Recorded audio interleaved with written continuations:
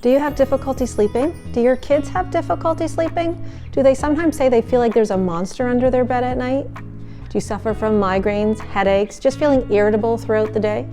If you've answered yes to any of these questions, you or your family may be suffering from geopathic stress. What is geopathic stress? Generally, it's detrimental energies coming from the Earth.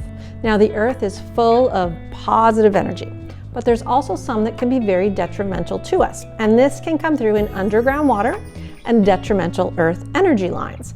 And where this becomes a problem for us is if we're living on top of them, and especially if we're sleeping on top of them. Just imagine 8 hours a night, ideally, you're lying on top of these lines and your body is just vibrating. Now, this can cause sleep problems in adults and children. Children can almost feel like it's a monster under their bed. It can cause headaches, migraines, and just the general feeling of being unwell.